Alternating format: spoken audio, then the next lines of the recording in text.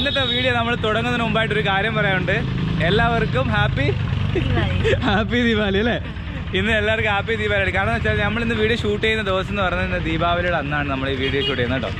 ഇപ്പം ഞങ്ങൾ നിൽക്കുന്ന സ്ഥലം വളരെ പ്രശസ്തമായ ചരിത്ര പ്രാധാന്യമുള്ള ഒരു സ്ഥലത്താണ് നമ്മൾ നിൽക്കുന്നത്. നമ്മൾ നിൽക്കുന്ന സ്ഥലം എവിടെയാണ്? ദ്വാരക. അതെ, ദ്വാരക. ഇവിടെ ഉള്ളവർ ദ്വർക്ക എന്നൊക്കെയാണ് പറയുന്നത് അല്ലേ? ദ്വർക്ക എന്ന് പറയും, നമ്മൾ ദ്വാരക എന്നാണ് പറയുന്നത്. പക്ഷേ ഇവിടെ എഴുതിയിരിക്കുന്നത് ദ്വർക്ക എന്നാണ്. ദ്വാരക. നമ്മൾ ദിയുവിൽ നിന്നില്ല കേട്ടോ. ഞങ്ങൾ ദിയുവിൽ നിന്ന് നേരെ ഓക്ക എക്സ്പ്രസ്സിൽ കയറിയിട്ട് നേരെ ദ്വാരക റെയിൽവേ സ്റ്റേഷനിൽ വന്നിറങ്ങി. ഇന്ന് രാവിലെ വന്നിറങ്ങിയിട്ട് ഞങ്ങളൊന്ന് ഫ്രഷായി അല്ലേ, എല്ലാം കുളിച്ച് ഫ്രഷായിട്ട് ഞങ്ങളിന്ന് അമ്പലത്തിൻ്റെ പരിസരത്തൊക്കെ പോവാണ്. ദ്വാരകയെക്കുറിച്ച് ഞങ്ങൾക്ക് എല്ലാവർക്കും അറിയാമായിരിക്കും. കൃഷ്ണൻ്റെ രാജധാനിയിലേക്കാണ് നമ്മൾ പോകുന്നത് കേട്ടോ. നമ്മളിതുവരെ ഒരു ചരിത്രപരമായിട്ടുള്ള സ്ഥലത്തൊന്നും ഇപ്പോൾ പോയി വീഡിയോ ചെയ്തില്ല. ഇന്നാണ് നമ്മൾ പോകുന്നത് കേട്ടോ. കുറേ സംഭവങ്ങളും കാഴ്ചകളൊക്കെ ഉണ്ട്. അപ്പോൾ ഞങ്ങൾ ഇവിടെ വരണമെങ്കിൽ, നമുക്ക് കേരളത്തിൽ നിന്ന് വരണമെങ്കിൽ ഡയറക്റ്റ് ട്രെയിൻ കിട്ടും. അതായത് എറണാകുളം ഓക്ക എക്സ്പ്രസ് എന്ന് പറഞ്ഞ ട്രെയിൻ ഉണ്ട്. അതിനകത്ത് കയറി കഴിഞ്ഞാൽ നേരെ ദ്വാരക റെയിൽവേ സ്റ്റേഷനിൽ വന്നിറങ്ങാം അല്ലേ? അപ്പോൾ നമുക്ക് എന്ത് ചെയ്യാം, ഞങ്ങൾ വന്നത് ഇപ്പോൾ പല വഴി ഓരോ സ്ഥലങ്ങളൊക്കെ ചുറ്റിയിട്ടാണ്. നമുക്ക് കേരളത്തിലുള്ളവർക്ക് ഡയറക്റ്റ് വരാം. അപ്പോൾ നമ്മളിന്ന് അമ്പലത്തിൻ്റെ ഭാഗത്തൊക്കെ ഒന്ന് പോവുകയാണ്. അമ്പലത്തിനകത്ത് നമുക്ക് എന്തായാലും ഷൂട്ട് ചെയ്യാൻ പറ്റത്തില്ലെന്ന് നമുക്കറിയാം. എന്നാൽ നമുക്ക് ആ ഭാഗത്തൊക്കെ പോയോ ഇവിടെ വരാൻ പറ്റുമോ എന്ന് തന്നെ പറയുന്നത് വലിയൊരു കാര്യമാണ് അല്ലേ? നിനക്കൊരു ഭാഗ്യം ഉണ്ടായല്ലേ അത്? അതെ അതെ അതെ. അപ്പോൾ നമുക്ക് പോവാം. നമ്മളിപ്പോൾ ഇവിടെ നമ്മൾ സ്റ്റേഷൻ്റെ ഇവിടെ നമുക്ക് ഓട്ടോറിക്ഷയൊക്കെ കിട്ടത്തുള്ളൂ. വേറെ ബസ് കാര്യങ്ങളൊന്നും അവൈലബിൾ അല്ല. ഇത് ചെറിയ റോഡ് മാത്രമേ ഉള്ളൂ സ്റ്റേഷൻ്റെ ഇപ്പുറത്തായിട്ട്. ഞാനത് സ്റ്റേഷൻ്റെ വെളിയിൽ ഇറങ്ങി നിൽക്കുകയാണ്. നമുക്കപ്പം ഓട്ടോ ഒന്ന് നോക്കാം. അറിയോ? അപ്പോൾ നമുക്കിതാ നമ്മളൊരു ഓട്ടോറിക്ഷയെ പിടിച്ചു. 80 രൂപയാണ് നമുക്ക് ചാർജ് കേട്ടോ അമ്പലത്തിലെടുത്തോട്ട് പോകുന്നതിന്. ഇവിടെ റെയിൽവേ സ്റ്റേഷനിൽ ഇഷ്ടംപോലെ ഓട്ടോ ഉണ്ട്. ഞങ്ങൾ വന്ന സമയത്ത് ഒത്തിരി ഓട്ടോ ഉണ്ടായിരുന്നേ. ഇപ്പം എല്ലാം പോയി. ആ ട്രെയിനിൽ വന്ന് ഇറങ്ങിയ ആൾക്കാരെല്ലാം പോയി. ഇന്ന് ദീപാവലിയും കൂടെ ആയതുകൊണ്ടാണ് നമ്മളൊരു അമ്പലത്തിൽ പോകാമെന്ന് വെച്ചു. അങ്ങനെയാണ് ഒരു സ്പെഷ്യൽ അമ്പലത്തിലോട്ട് പോകാമെന്ന് വെച്ചല്ലേ. പക്ഷെ ദീപാവലിക്ക് ഇവരെല്ലാവരും വീട്ടിലാന്ന് തോന്നുന്നു മിക്കവാറും. അതെ അതെ അതെ. സ്റ്റാർ ഇടും. ദീപാവലിക്ക് സ്റ്റാർ ഇടും കേട്ടോ വീടുകളിൽ. ഞാൻ ഏതെങ്കിലും ഒരു സ്ഥലത്ത് കാണുവാണെങ്കിൽ കാണിച്ചു തരാം. ദീപാവലിക്ക് സ്റ്റാർ ഇടുന്ന ആൾക്കാരാണ് ഗുജറാത്തികൾ. നമ്മളിപ്പോൾ ഓട്ടോയിൽ വന്നിറങ്ങി. ഏതൊരു ഇന്ത്യൻ ക്ഷേത്ര നഗരത്തെയും പോലെ തന്നെയാണ് കേട്ടോ. നല്ല തിരക്കും ഓണടിയും ബഹളവും ഒക്കെ ആയിട്ടുള്ള നമ്മുടെ എന്താ പറയുക, നമ്മുടെ ഇന്ത്യൻ ക്ഷേത്ര നഗരം എങ്ങനെയാണോ അതിൻ്റെ എല്ലാത്തരം ലക്ഷണങ്ങളോടുകൂടിയ സ്ഥലം തന്നെയാണ് ദ്വാരക. യാതൊരു വ്യത്യാസമില്ല. അപ്പോൾ നമ്മൾ ഇതുവഴിയാണ് നമ്മൾ നടന്നു പോകേണ്ടത്. ഇവിടം വരെ നമുക്ക് ഓട്ടോ വരത്തുള്ളൂ. ഇവിടെ നിന്ന് നമ്മൾ നടന്ന് ക്ഷേത്രത്തിൻ്റെ ഭാഗത്തോട്ടൊക്കെ പോകാം. കൊടി നമുക്ക് കാണാൻ പറ്റും. അവിടെയാണ്, ഇതിലെ കൂടിയാണ്. അതെ. അപ്പോൾ ഇവിടെ നമുക്ക് പോകുന്ന വഴിക്ക് കാണുന്ന കാഴ്ചകൾ എന്ന് പറഞ്ഞാൽ മുഴുവൻ കച്ചവടങ്ങളും ആളും ബഹളവും ഒക്കെ തന്നെയാണ്.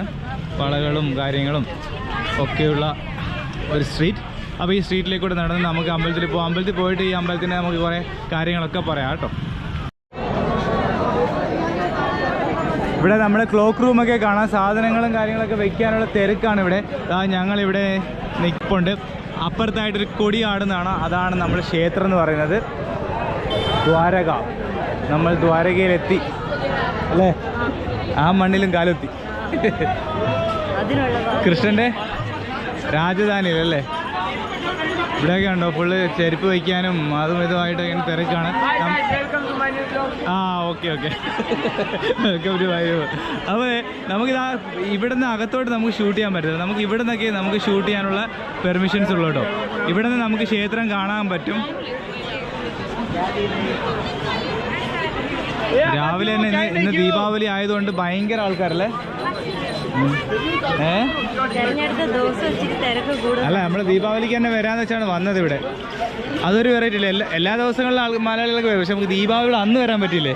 അതൊരു ഭാഗ്യമാണ്. അതെ അതെ അതെ. അകത്തൊക്കെ നല്ല തിരക്ക് കാണാൻ പറ്റും അല്ലേ. പിന്നെയെന്ന് പറയുന്നത് ഇവിടെ ഉണ്ടോ ചെരുപ്പൊക്കെ കീപ്പ് ചെയ്യുന്ന ആൾക്കാരാണ് ഇവിടെ എല്ലാം ഉണ്ടോ. ഫുള്ളി ചെരുപ്പ് കീപ്പ് ചെയ്യുക, അതാണ് ഇവരുടെ ജോലി. നമുക്കപ്പോൾ കുറച്ചും കൂടെ ഏതെങ്കിലും ഒരു സൈഡിൽ പോയിട്ട് നമുക്ക് നല്ല അമ്പലത്തിൻ്റെ വിഷ്വൽ കിട്ടുമെന്ന് നോക്കാം. അപ്പോൾ നമുക്ക് ഈ ക്ഷേത്രത്തിൽ നമുക്ക് വീഡിയോ ഷൂട്ട് ചെയ്യാൻ പറ്റാത്തതുകൊണ്ട് നമ്മൾ ഈ ക്ഷേത്രത്തിൻ്റെ ഭാഗത്തുള്ള കടൽ, ഈ കടലിലാണ് ഇവിടുത്തെ ചരിത്രം കൂടുതലായിട്ടുള്ളത്. അപ്പോൾ അവിടെ ചെന്നിട്ട് നമുക്ക് കാര്യങ്ങളൊക്കെ പറയാം, ചരിത്രങ്ങളൊക്കെ പറയാം. നമ്മളിപ്പോൾ നടന്നു പോകുന്നുണ്ടോ ഒരു ആ ക്ഷേത്രം കണ്ടോ, ക്ഷേത്രം ഇവിടെ ആയിട്ടാണ്, അതിൻ്റെ ബാക്ക് സൈഡാണ്. ഇതൊക്കെ ഇവിടെ ലോക്കൽ ആൾക്കാർ താമസിക്കുന്ന വീടുകളാണ്, അതിലേക്കൂടെയാണ് നമ്മൾ നടന്നു പോകുന്നത്. ആ അപ്പോൾ ഇത് അവർ പറഞ്ഞ ചെറിയ ഗല്ലിയുണ്ട്, അവിടെ നിന്ന് ലെഫ്റ്റോട്ട് പോകണം. കണ്ടോ ഇതൊക്കെ ഒരു വെറൈറ്റി സ്ഥലമല്ലേ. ഇവിടുത്തെ വീടുകളുടെയൊക്കെ ഒരു രീതി ഉണ്ടോ.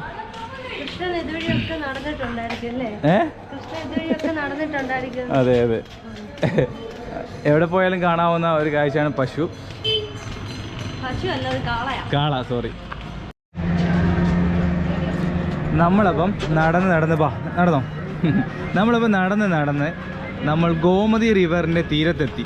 നമ്മൾ വാരണാസിയിൽ പോയിട്ടില്ലേ, വാരണാസിയിൽ ഞാൻ ഇതിനുമ്പോൾ പോയിട്ടുണ്ട്. അവിടെയൊക്കെ നമ്മൾ ഘാട്ടുകൾ കണ്ടിട്ടുണ്ട്. അതായത് ഘാട്ടെന്ന് പറയുമ്പം ഒരു അമ്പലവും അതിന് ചേർന്നുള്ള കുളക്കടവും ആണ് നമ്മൾ മെയിനായിട്ട് ഘാട്ട് എന്ന് പറയുന്നത്. ഇവിടെയൊക്കെ അത് തന്നെയാണ്, ഒരുപാട് ഘാട്ടുകൾ ഇങ്ങനെ കാണാം. ഗോമതി നദിയുടെ ചേർന്നുള്ള ഘാട്ടുകളാണ്. ഈ ഘാട്ടിലൂടെ നമ്മൾ നടന്നിട്ട് അപ്പുറത്ത് നമുക്കൊരു പാലമുണ്ട്, ആ പാലം നമുക്ക് ക്രോസ് ചെയ്യാൻ പറ്റും. ഇപ്പുറത്തായിട്ടാണ് നമുക്ക് സമുദ്രമുള്ളത്, കടൽ കാണാൻ പറ്റും. പിന്നെ ഇവിടെ ചെറിയ രീതിയിൽ ബോട്ടിങ്ങും കാര്യങ്ങളും സ്പീഡ് ബോട്ടിങ്ങും കാര്യങ്ങളൊക്കെ നടക്കുന്നുണ്ട്. ഗംഗ പോലെയല്ല, ഇത് കടലിലെ വെള്ളമാണ് കേട്ടോ. ഗംഗ എന്ന് പറഞ്ഞാൽ നദിയിലെ വെള്ളമാണെങ്കിൽ ഇവിടെ കടലിലെ വെള്ളമാണ് ഇങ്ങോട്ട് വന്നിരിക്കുന്നത്. കടലിലെ ഉപ്പ് വെള്ളം തന്നെയാണ് ഇപ്പുറത്ത് വന്നിരിക്കുന്നത് കേട്ടോ. അപ്പോൾ നമ്മൾ ഇതിൽ കൂടെ നടന്ന് നമ്മൾ ഘാട്ട് കാണാൻ വേണ്ടി ഇവിടെ വന്നു.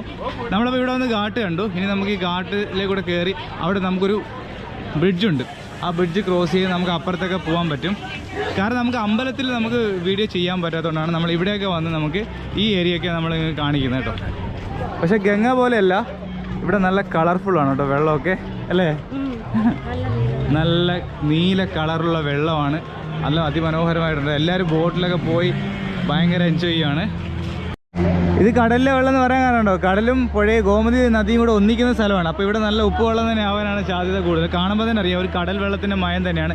അപ്പോൾ ഇതിലേ കൂടെയാണ് നമുക്ക് നടന്നു പോകാൻ പറ്റുന്നത്. വാ ഇതിലേ വന്നിട്ട് നമുക്കിതാ ഇതിലേ കൂടെ പോയിട്ട് എന്നാ ഭംഗിയല്ലേ, അടിപൊളിയല്ലേ, നല്ല രസമുണ്ട്.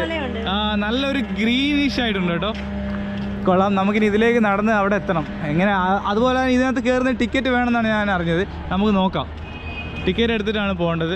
നോക്കിയേ, ഇവിടെ കുളിക്കാനൊക്കെ പറ്റുന്ന ഒരു കുളക്കടവ്, ഒരുപാട് കുളക്കടവുകൾ നമുക്ക് കാണാൻ പറ്റും. പക്ഷേ ഇവിടെ ഈ ബോട്ടിംഗ് ഒക്കെ ചെയ്യുന്നത് എന്താണെന്ന് എനിക്ക് ഒരു പിടിയും കിട്ടില്ല കേട്ടോ. ഒരു ക്ഷേത്ര നഗരമാണ്, ചരിത്ര പ്രാധാന്യമുള്ള സ്ഥലമാണ്. എന്നിരുന്നാലും ഇവിടെ ഇപ്പോൾ ഫുള്ളി ടൂറിസം പോലെയാണ് മുന്നോട്ട് പോകുന്നത്. ട്രഡീഷണലിനേക്കാളും ഉൾപ്പെടെ ടൂറിസമാണ് ഇമ്പോർട്ടൻസ് കൊടുത്തിരിക്കുന്നത് കേട്ടോ. അപ്പോൾ നമ്മളിവിടെ വന്നിട്ട് നമ്മൾ ടിക്കറ്റ് എടുത്തു അല്ലേ. എത്രയായിരുന്നു ടിക്കറ്റ് ചാർജ്? 10 രൂപ. നല്ല സൂപ്പർ വെയിലുണ്ട്. അപ്പോൾ ഇവിടെ ഒരു ഗോമതി റിവറിന് കുറുക്കി ഒരു പാലം പണിഞ്ഞിട്ടുണ്ട്. അത് ക്രോസ് ചെയ്യാൻ വേണ്ടിയാണ് നമ്മൾ വന്നത്. അത് ക്രോസ് ചെയ്ത് ഇവിടുത്തെ കാഴ്ചകളൊക്കെ കാണാം. ഇവിടെ അതിൻ്റെ ഇനാഗുറേഷൻ്റെ ബോർഡ് കാര്യങ്ങളൊക്കെ വെച്ചിട്ടുണ്ട്. പോവാം. യെസ്, ഇവിടെ വന്നപ്പോൾ ഒരു തണലുണ്ടല്ലേ, ഇതൊരു മറ്റൊരു ആശ്വാസം. ഇതിന് 10 രൂപ എന്തിനാണ് മേടിക്കുന്നത് എനിക്കറിയാൻ വയ്യ. ഒരു നോർമൽ ഒരു ഹാങ്ങിങ് ബ്രിഡ്ജാണ്. യെസ്, നമ്മളിപ്പോൾ ഇതിൻ്റെ മേളിൽ കയറി കഴിഞ്ഞാൽ നമുക്ക് നല്ല രീതിയിൽ ഇവിടുത്തെ വ്യൂ കാണാം. ഇവിടെ എല്ലാവരും കുളിക്കുന്നതൊക്കെ കാണാം, പിന്നെ ബോട്ടിങ് കാണാം. സ്പീഡ് ബോട്ടിൽ കൂടെ അല്ല, യഥാർത്ഥത്തിൽ നമ്മൾ വാരണാസിയിലൊക്കെ നമ്മൾ ഘാട്ട് കാണുന്നത് കൈകൊണ്ട് തുഴയുന്ന ബോട്ടിലാണ്. പക്ഷെ ഇവിടെ സ്പീഡ് ബോട്ടിലാണ്. അതെന്താണ് ഉദ്ദേശിക്കുന്നതെന്ന് എനിക്ക് മനസ്സിലായില്ല. പക്ഷെ ഘാട്ടൊക്കെ കാണണമെങ്കിൽ നമ്മൾ എന്താ പറയുക, സാധാ ബോട്ടിൽ തന്നെ പോകണം, സ്പീഡ് ബോട്ടിലല്ല പോകേണ്ടത്. അപ്പോൾ നമുക്ക് അപ്പുറത്ത് പോയിട്ട് പതുക്കെ ഇവിടുത്തെ ഈ ഒരു നഗരത്തിൻ്റെ ചരിത്രമൊക്കെ പറയാം അല്ലേ. തണലുള്ളടുത്ത് പോയിട്ട് പറയാം, അതാണ് നല്ലത്. നല്ല വെയിലുണ്ട്. നമ്മളിതാ ഇപ്പുറത്തോട്ട് വന്നു. ഇവിടെ ഫുള്ള് റൈഡിങ്. എന്നാ ഓട്ടിക്കുന്നത് പാടി, അതിൻ്റെ അടുത്തും നിൽക്കണ്ട കേട്ടോ. ഇവിടെ അതേപോലെ തന്നെ നമുക്കിതാ ക്യാമൽ സഫാരി ഉണ്ട്, ക്യാമൽ ഗാഡി ഉണ്ട്. നീ ഒട്ടകത്തിൽ പോന്നോ? വേണ്ട, ഒട്ടകത്തിൽ വേണമെങ്കിൽ പോവാം കേട്ടോ. ഇവിടെ ഇഷ്ടംപോലെ ഒട്ടക അപ്പൂപ്പന്മാരുണ്ട്. നെയ്ച്ചായേ ആരെന്തോ ചോദിച്ചാലും നെയ്ച്ചായേ എന്ന് മാത്രം പറഞ്ഞാൽ മതി കേട്ടോ. എന്താ പറയണം? നെയ് ചായ അല്ല, നെയ് ചായ. എന്താ കേട്ടോ? നമ്മൾ ഈ ദ്വാരക എന്ന് പറയുന്ന സ്ഥലമുണ്ടല്ലോ, ഇന്ത്യയിലെ പുണ്യപുരാതനമായ 7 ക്ഷേത്ര നഗരങ്ങളിലെ ഒരു ക്ഷേത്രമാണ്. അതിൽ വേറൊരു ക്ഷേത്രത്തിൻ്റെ പേര് പറയാൻ പറ്റുമോ ദ്വാരക അല്ലാതെ? കാശി. പിന്നെ ഉള്ളത് നമ്മുടെ തമിഴ്നാട്ടിലുണ്ട് കാഞ്ചീപുരം. അതുപോലെ തന്നെ മധുര എന്ന് പറയുന്നത് നമ്മളെ മധുരയല്ല, UP മധുര കേട്ടോ. പിന്നെ ബാക്കിയുള്ളതൊക്കെ നിങ്ങൾ കമൻറ്റ് ചെയ്തോ അറിയാവുന്നവർ. അപ്പം അത്തരത്തിലുള്ള പുണ്യപുരാതന നഗരമാണ്. പിന്നെ ഒരു പ്രത്യേകത എന്ന് പറയുന്നത്, ഈ ഒരു ക്ഷേത്രം 6 തവണ ക്ഷേത്രം എന്നല്ല, ഈ ഒരു നഗരം 6 തവണ കടലെടുത്ത് 7ാമത് വീണ്ടും ഉണ്ടാക്കിയെടുത്ത നഗരമാണ് നമ്മളിപ്പോൾ കണ്ടുകൊണ്ടിരിക്കുന്നത് കേട്ടോ. ഓക്കെ, ഇനി നമുക്ക് ബാക്കി വിശേഷങ്ങൾ കുറച്ചുകൂടെ അപ്പുറത്തോട്ട് പറയാം അല്ലേ. നമുക്ക് അമ്പലത്തിൽ വീഡിയോ എടുക്കാൻ പറ്റുന്നതുകൊണ്ട് നമ്മൾ ഇവിടെയൊക്കെ ഇങ്ങനെ കറങ്ങിയെടുക്കുകയാണ്. ഇവിടെ എന്ന് പറഞ്ഞാൽ മെയിനായിട്ട് ടൂറിസം ഡെവലപ്മെൻറ്റിൻ്റെ ഭാഗമായിട്ട് ഇവിടെ ഉണ്ട് ഫുൾ ചെയർസ് കൊടുത്തിട്ടുണ്ട്. ഇവിടെ ഇരുന്നുകൊണ്ട് നമുക്ക് അതായത് ഞാൻ കാണിച്ചു തരാം, ഇവിടുത്തെ ഘാട്ടുകളൊക്കെ നമുക്ക് കാണാം.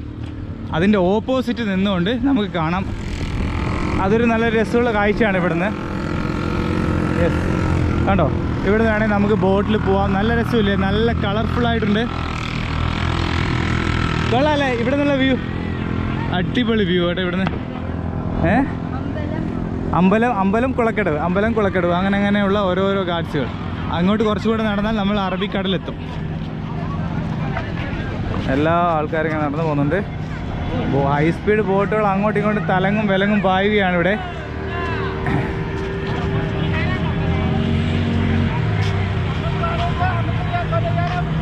നമുക്ക് അധികം വെയിലുള്ളണ്ട, നല്ല സൂപ്പർ വെയിലല്ലേ, ഭയങ്കര വെയിൽ. ഞങ്ങൾ സത്യം പറഞ്ഞാൽ ഞങ്ങൾക്ക് ചോറ് കഴിക്കാതെ ഞങ്ങൾ ആകെ ടയേർഡായിരിക്കുകയാണല്ലേ. കുറേ ദിവസമായിട്ട് അരിയാഹാരം കഴിക്കാതെ നമ്മളെ ഭയങ്കരമായിട്ട് അതിനെയൊക്കെ നല്ലപോലെ ക്ഷീണിച്ചു. ഞാനും ക്ഷീണിച്ചു ഇല്ലെന്നല്ല. അപ്പോൾ ഞങ്ങൾ എങ്ങനെയെങ്കിലും ഇച്ചിരി കുറച്ച് ചോറ് നാട്ടിലെ സാമ്പാർ കിട്ടാൻ എന്തെങ്കിലും വഴിയുണ്ടോ എന്ന് നോക്കിക്കൊണ്ടിരിക്കുക കേട്ടോ അല്ലേ. അതിൻ്റെ ആഗ്രഹമല്ലേ? ആഗ്രഹമാണെന്ന് വെച്ചാൽ നല്ല മെലിഞ്ഞു പോയി നല്ല രീതിയിൽ. കാരണം ഇവിടുത്തെ ആഹാരമൊന്നും ആതിരയ്ക്ക് തീരെ പറ്റുന്നില്ല, കഴിക്കുന്നുമില്ല. അതുകൊണ്ട് ഞാനും നോക്കണം. കാരണം ഞാൻ പിന്നെയും കഴിക്കാം, ആതിരയ്ക്ക് തീരെ പറ്റുന്നില്ലല്ലേ, പിടിക്കുന്നില്ല. അതാണ് ഒരു എനർജി ഇല്ലാതെ ഇപ്പം. അതായത് ഛർദിൽ വരുന്നു, പിന്നെ എങ്ങനെ നോക്കിയിട്ട് നടക്കുന്നില്ല. ഇവിടുത്തെ ഫുഡ് ഒരു വിധത്തിലും ആതിരയ്ക്ക് പറ്റുന്നില്ല. അത് മാത്രമേ ഉള്ളൂ കഴിക്കാൻ പറ്റുന്നത്. അതാണ് ഇപ്പോൾ ഒരു വിഷമം. ഇങ്ങനെ പോയാൽ ശരിയാവത്തില്ല. നല്ല രീതിയിൽ എത്ര കിലോ കുറഞ്ഞാണ് എന്തായാലും അല്ലേ, ഒരു 4-5 കിലോയെങ്കിലും കുറഞ്ഞാണ്. അപ്പോൾ അതൊരു പ്രശ്നമായിട്ടുമുണ്ട്. അതുകൊണ്ട് ഇനി എങ്ങനെ കുറച്ച് ചോറ് കഴിക്കാനുള്ള പരിപാടി ഞങ്ങൾ നോക്കുന്നുണ്ട്. അപ്പോൾ നമുക്ക് എന്തായാലും ഇനി ഈ കടലിൻ്റെ സൈഡോട്ടും കൂടെ ഒന്ന് പോകാം. അറബിക്കടലാണ്. നമ്മളങ്ങനെ നടന്ന് കടലിനടുത്തെത്തി, നമ്മുടെ അറബിക്കടൽ. അപ്പോൾ ഇത് 2001 ഈ ഒരു സ്ഥലത്തെക്കുറിച്ച് ശാസ്ത്രീയമായ ഗവേഷണം നടത്താൻ വേണ്ടി തീരുമാനിച്ച്. അങ്ങനെ തീരുമാനിച്ച ശേഷം അറബിക്കടൽ, നമ്മളിപ്പോൾ ഈ കാണുന്ന അറബിക്കടലിൽ നിന്ന് 9 കിലോമീറ്റർ മാറിയാണ് നമ്മൾ ആഴത്തിൽ ഇവിടെ ഒരുപാട് റിസർച്ചുകൾ നടത്തിയതിന് ശേഷം കുറേ അവശിഷ്ടങ്ങൾ ഇവിടെ നിന്ന് ലഭിക്കുകയുണ്ടായിട്ടോ. അത് പിന്നീട് ലണ്ടനിൽ കൊണ്ടുപോയിട്ട് ലണ്ടനിലും ജർമ്മനിയിലൊക്കെ അതിന് തുടർ പഠനങ്ങളൊക്കെ നടത്തിയപ്പോൾ തെളിയിച്ചതെന്ന് വെച്ചാൽ 5000 വർഷത്തിൽ മുകളിൽ പഴക്കമുള്ള ഇതാണെന്ന് തെളിയിക്കുകയും ചെയ്തു. അപ്പോൾ നമ്മളുടെ ചരിത്രത്തിൽ പറയുന്ന കാര്യങ്ങളൊക്കെ യാഥാർത്ഥ്യമാവുന്നു എന്ന് തെളിവ് കൂടിയാണ് ഇവിടെ നിന്ന് ലഭിക്കുകയുണ്ടായത്. അപ്പോൾ അത്തരത്തിൽ ഒരു ഹിസ്റ്റോറിക്കൽ പരമായിട്ടുള്ളതും അതുതന്നെ ചരിത്രം പ്രൂവ് ചെയ്യപ്പെട്ടതുമായ ഒരു മഹത്തായ ഒരു സ്ഥലം തന്നെയാണ് ദ്വാരക. അങ്ങനെ നമുക്ക് ഈ കടലിനടിയിൽ നിന്ന് കിട്ടിയ ഈ പൈതൃക സ്വത്ത് സംരക്ഷിക്കാനാണ് ഇപ്പം നമ്മൾ ഗുജറാത്ത് സർക്കാർ തീരുമാനിച്ചിരിക്കുന്നത്. അപ്പോൾ ഇതിനുള്ളൊരു പുതിയൊരു പദ്ധതി ഇവിടെ തയ്യാറാക്കിയിട്ടുണ്ട്. ഇത് കംപ്ലീറ്റ് ആവുകയാണെങ്കിൽ കടലിനടിയിലുള്ളൊരു മ്യൂസിയം നമുക്കിവിടെ കാണാൻ പറ്റും കേട്ടോ. അത് ലോകത്ത് തന്നെ ആദ്യത്തെ മ്യൂസിയം ആയിരിക്കും. അത് നമ്മളെ ഇന്ത്യയിലായിരിക്കും വരാൻ പോകുന്നത്. ഇവിടുത്തെ മെയിൻ ട്രാൻസ്പോർട്ടേഷനാണ് കേട്ടോ. ഇവിടെ നിന്ന് ആൾക്കാരെ എടുത്തിട്ട് നേരെ അപ്പുറത്തേക്ക് കൊണ്ടുപോകുന്നതാണ്. അത്രയ്ക്കും വെയിലാണ്. അതുകൊണ്ടാണ് ഈ ഒരു കുതിരവണ്ടിയല്ല, ഒട്ടകവണ്ടി ഇവിടുത്തെ മെയിൻ കാഴ്ചയാണ്. ഞങ്ങളിവിടെ എന്ത് ചെയ്തോ, ഞങ്ങൾക്ക് നല്ല ടയർഡായതുകൊണ്ട് ഞങ്ങൾ വെയിലിന് ആശ്വാസമായി നമ്മൾ നാടൻ കരിക്ക് വെള്ളം. നമ്മുടെ നാട്ടിലൊരു കരിക്കിന് വില എന്ന് പറയുന്നത് 50 രൂപയുണ്ട്, 40 രൂപയുണ്ട്. ഇവിടെ 30 രൂപയ്ക്ക് കിട്ടും. അതുപോലെ തന്നെ ജുനഗതൊക്കെ 30 രൂപയ്ക്ക് നല്ല വെള്ളമാണ് കേട്ടോ, നല്ല കരിക്കാണ്. ഇത് 40 രൂപ കേട്ടോ. ദൽവാടെ ഇല്ല, അത് നല്ല മധുരം ഉണ്ടല്ലേ. അപ്പോൾ ഇത് കുടിച്ചു കഴിഞ്ഞാലൊരു ആശ്വാസം. അത് കഴിഞ്ഞ് നമ്മൾ ഇവിടുന്ന് തിരിക്കാം അല്ലേ. എന്തായാലും കൊള്ളാം. അപ്പോൾ നമ്മൾ ആ ക്ഷേത്രത്തിൻ്റെ വീണ്ടും ഫ്രണ്ടിലെത്തി. ഇപ്പോൾ ആ തിരക്കൊക്കെ ഒഴിഞ്ഞു. 5 മണിക്കാണ് ഇവിടെ ക്ഷേത്രം നട തുറക്കുന്നതൊക്കെ. അപ്പോൾ നമ്മൾ തിരിച്ചു പോകണം. നമ്മൾ ദ്വാരകയിൽ സ്റ്റേ ഒന്നുമില്ല. ഞങ്ങൾ രാവിലെ വന്നു. ഇപ്പോൾ ഉച്ചയ്ക്ക് ഞങ്ങൾ തിരിച്ചു പോകണല്ലേ. ഇനി അടുത്ത പ്ലാൻ എന്താ പറയൂ? പോയാൽ കൊള്ളാമെന്നുണ്ടല്ലേ. സംഭവം കുറച്ച് ഞാൻ പറഞ്ഞില്ല, ആതിരയ്ക്ക് കുറച്ച് ബുദ്ധിമുട്ടുകളുണ്ട് ട്രാവലിങ്ങിൻ്റെയൊക്കെ. നമ്മൾ ഉദ്ദേശിച്ച് വെച്ചാൽ അല്ലേ കുറച്ച് ദിവസം റെസ്റ്റ് എടുത്തിട്ട്, കാരണം നമുക്ക് തീരെ വയ്യാത്ത സിറ്റുവേഷനിൽ യാത്ര ചെയ്യാതെ ആതിരയ്ക്ക് കുറച്ച് റെസ്റ്റ് കൊടുത്തിട്ട് നമുക്ക് വീണ്ടും സ്റ്റാർട്ട് ചെയ്യാം അല്ലേ. കുറച്ചൊരു ബ്രേക്ക് എടുക്കേണ്ടി വരുവാണ്. വേറൊന്നുമല്ല, ഞങ്ങളെ രണ്ടുപേരെ കണ്ടാൽ തന്നെ മനസ്സിലാവും ബ്രേക്ക് എടുത്തേ പറ്റത്തുള്ളത്. കാരണം ബ്രേക്ക് എടുത്തില്ലെങ്കിൽ ചിലപ്പോൾ ഹെൽത്ത് ഇഷ്യൂസ് വരാൻ ചാൻസ് കൂടുതലാണല്ലേ. ചെറിയ ഹെൽത്ത് ഇഷ്യൂസ് ഉണ്ട്. ഇത് അൺപ്ലാൻഡ് ആയിട്ട് വന്നത് കൊണ്ട് തന്നെ ഒത്തിരി ദൂരം ഇങ്ങനെ പോയിക്കൊണ്ടേ ഇരിക്കുമ്പോൾ പിന്നെ എന്ന് പറഞ്ഞാൽ അതിലെ ഫസ്റ്റ് ടൈമാണ് അല്ലേ, ഫസ്റ്റ് ടൈമാണ് ഇത്രയും ദിവസം യാത്ര ചെയ്യുന്നത്. അപ്പോൾ അതിൻ്റെതായ മെയിൻ പ്രോബ്ലം എന്ന് പറഞ്ഞാൽ ഫുഡിൻ്റെ ഇഷ്യൂസ് നല്ല രീതിയിലുണ്ട്. ഭക്ഷണം കഴിക്കാതിരിക്കും, അതായത് ഭക്ഷണം കൊള്ളത്തില്ലെന്ന് പറഞ്ഞ് അതിൽ ഭക്ഷണം കഴിക്കുന്നേ ഇല്ല. കഴിക്കാതിരിക്കുമ്പോഴത്തേക്ക് പറ്റുന്നില്ല, ആതിരയ്ക്ക് പറ്റുന്നില്ല. അങ്ങോട്ട് കഴിക്കുമ്പോഴത്തേക്കിന് എനിക്ക് അങ്ങ് ഛർദ്ദിക്കാൻ വരും. അപ്പൊ അങ്ങ് പിന്നെ അതുകൊണ്ടൊട്ട് തോന്നത്തുമില്ല കഴിക്കാൻ. അങ്ങനത്തെയൊക്കെ ചെറിയ പ്രശ്നമുണ്ട്. പക്ഷെ റൊട്ടിയൊക്കെ പിന്നീട് കഴിക്കുന്നുണ്ട്, കുഴപ്പമൊന്നുമില്ല. എന്നാലും നമ്മൾ ആ കഴിക്കാതിരിക്കുന്നതിൻ്റെതായിട്ട് ശരീരമൊക്കെ കുറച്ച് ഒരു വീഡിയോ ഒക്കെ എടുക്കുമ്പോൾ നമുക്ക് നല്ല എനർജി വേണ്ടേ. പക്ഷെ എനർജി ഇല്ല. ഇപ്പൊ ആ ഫുഡൊക്കെ കഴിക്കാതിരുന്നോണ്ട് പഴയതുപോലെ ഒരു എനർജി ഒന്നും വരുന്നില്ല. അപ്പൊ പിന്നെ ഒരു ബ്രേക്ക് ഒക്കെ എടുത്തിട്ട് പിന്നെ സ്ട്രെയിറ്റ് ഇതിന്റെ റിസർവേഷൻ ഒക്കെ ചെയ്ത് പ്ലാൻ ചെയ്ത് ഇറങ്ങിയാലേ നടക്കത്തുള്ളൂ. പ്ലാൻ ചെയ്തതേ ഇങ്ങനെ കുറച്ച് റിസ്കി ട്രാവലിംഗ് ആയതും ഇപ്പൊ നമ്മളിനി തിരിച്ചു പോകാൻ പോകുന്നത് റിസ്കി ട്രാവലിംഗ് ആണ് അല്ലേ. റിസ്കി ട്രാവലിംഗ് ആയതുകൊണ്ടും പിന്നെ ഇനി വരുമ്പോൾ നമുക്ക് കുക്കിംഗ് ചെയ്യാനുള്ള സംവിധാനം എന്തെങ്കിലും ഉണ്ടെങ്കിലേ നടക്കത്തുള്ളൂ. അതിന്റെ ഇടയ്ക്ക് ചെറിയ പനി വന്നതുപോലെ ഉണ്ട്. ചേട്ടന് ആദ്യം വന്നു, എനിക്ക് ചെറിയ പനി ആദ്യം വന്നു, പിന്നെ എനിക്കായി.